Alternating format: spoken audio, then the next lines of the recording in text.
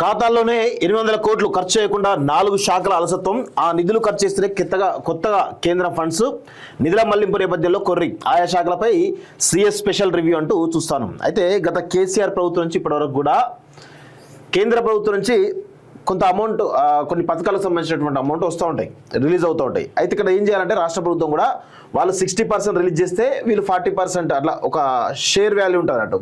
So ఆ release చేస్తేనే ఆ ఫండ్స్ ఖర్చు చేయడానికి అవకాశం ఉంటుంది. సో ఇప్పుడు దాదాపు 800 కోట్ల రూపాయలు కేంద్రం రిలీజ్ చేసింది. అయితే కేంద్రం రిలీజ్ చేసినప్పుడు ఏం చేయాలి, రాష్ట్ర ప్రభుత్వం కూడా దీనికి కొంత యాడ్ చేయాలి. రాష్ట్ర ప్రభుత్వం నిధుల నుంచి కూడా యాడ్ చేస్తే ఆ ఫండ్స్ను వాడుకోవడానికి అవకాశం ఉంటుంది. ఇది ప్రొసీజర్. కానీ ఇప్పుడు 800 కోట్ల రూపాయలు ఇంకా ఖాతాల్లోనే మూలుగుతున్నాయి ఖర్చు చేయకుండా. సో దీనికి ప్రధాన కారణం ఏంటంటే రాష్ట్ర ప్రభుత్వం కొన్ని స్కీమ్లు, అంటే కేసీఆర్ నుంచి మొదలెట్టి రేవంత్ రెడ్డి వరకు కూడా వీళ్ళు కొన్ని స్కీమ్లపైనే ఫోకస్ చేస్తూ ఉంటారు, వాటికి సంబంధించి డబ్బులు వెచ్చిస్తూ ఉంటారు. అయితే జనరల్గా కేంద్ర ప్రభుత్వం ఏంటంటే కొన్ని పథకాలకు సంబంధించిన విషయంలో వాళ్ళకి ఇవ్వాల్సినటువంటి యాజ్ పర్ రూల్ ప్రకారం ఏ రాష్ట్రానికి ఎంత ఇవ్వాలి ఏంటి అనేది టంచన్గా ప్రతి మంత్ లేకపోతే ప్రతి ఒక లెక్క ప్రకారం వచ్చేస్తూనే ఉంటాయి. అయితే ఇప్పుడు రాష్ట్ర ప్రభుత్వం వాటికి యాడ్ చేయాలి కదా, యాడ్ చేయవు. ఎందుకు యాడ్ చేయవు అంటే వాళ్ళు ఫండ్స్ని కొన్ని స్కీమ్స్కి, కేసీఆర్ అనుకోండి, కాళేశ్వరంకో, మిషన్ భగీరథకో, లేకపోతే దళిత బంధుకో, మిషన్ కాకతీయకో ఫండ్స్కే పూర్తిగా కేటాయించేసి మిగతా పథకాలని వాళ్ళు పట్టించుకోరు. ఇప్పుడు రాష్ట్ర ప్రభుత్వంలో ఉన్నటువంటి రేవంత్ రెడ్డి కూడా కొన్ని పథకాలకి, మూసీ రివర్ డెవలప్మెంట్ ప్రాజెక్ట్ కావచ్చు, లేకపోతే ఇంకొక ప్రాజెక్ట్ కావచ్చు, వాటికి మాత్రమే, మెట్రోకి సంబంధించిన ప్రాజెక్ట్ కావచ్చు, వాటికి మాత్రం డబ్బులు కేటాయిస్తారు తప్ప అసలు కొన్ని పథకాలకు కేంద్ర ప్రభుత్వం ఇచ్చే ఫండ్స్కి వీటికి మనం కొంత యాడ్ చేయాలి కదా అనేటువంటి కనీసం ధోరణి ఉండదు. సో ఇప్పుడు ఎవరు ఆయా శాఖలపై సిఎస్ స్పెషల్ రివ్యూ చేస్తున్నాడు. ఎవరైనా కొత్తగా వచ్చాడు ఢిల్లీ నుంచి రేవంత్ రెడ్డి స్పెషల్గా తెప్పించుకున్నటువంటి సిఎస్. సో ఈయన కొంత అవగాహన ఉంటుంది ఢిల్లీలో ఏ పథకాలకు ఎంత వస్తున్నాయని చెప్పేసి మొత్తం లెక్క తీస్తే 800 కోట్లు తేలింది. 800 కోట్లు అంటే ఆయా శాఖల్లో ఎంత డెవలప్మెంట్ అవుతుంది ఒకసారి ఆలోచించండి.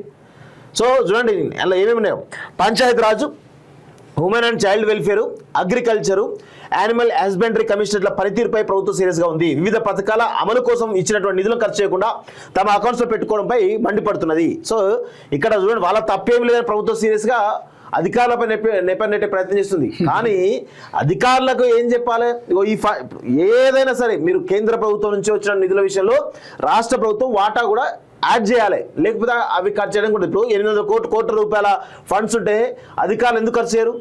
వాళ్ళకి మినిమం అవగాహన ఉండదా అధికారులకి?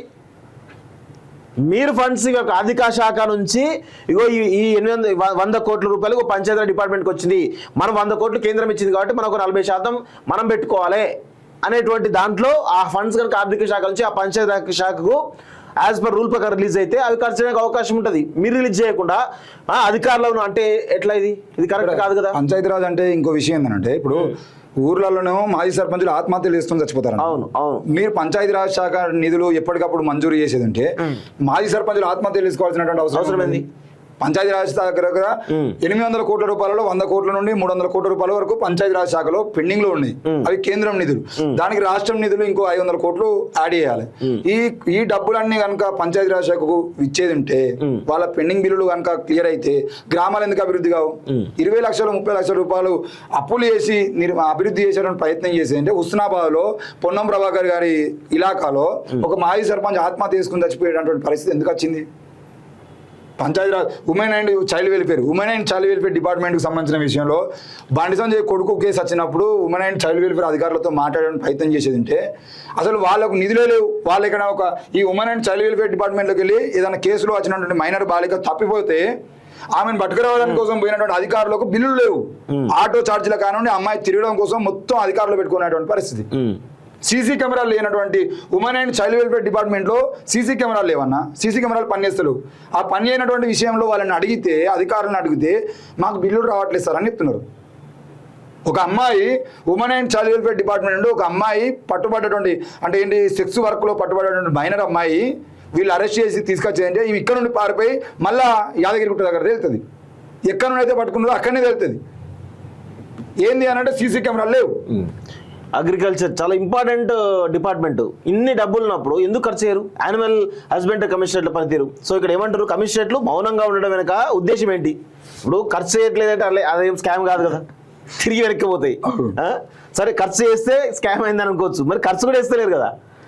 మళ్ళీ వీళ్ళు కేసీఆర్ హయాంలో ఏమన్నారు అంటే దళితులకు సంబంధించినటువంటి ఎస్సీ కార్పొరేషన్ లోనేమో కార్పొరేషన్ లో ఏంటిది మన కాళేశ్వరంలో పెట్టిన అన్నాడు. మరి మీరెందుకు పెడతలేరు? కనీసం అభివృద్ధి అని చేయాలి కదా.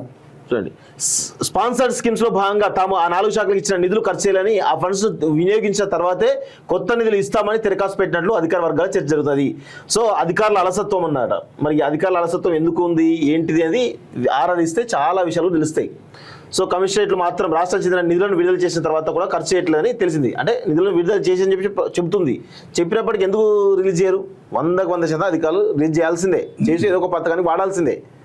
అదే కొంత గందరగోళం ఉన్నట్టుగా అర్థమవుతుంది. సో ఖర్చు చేసాక కొత్త నిధులు అంటూ మళ్ళొక కొర్రీ చూస్తూ ఉన్నాం.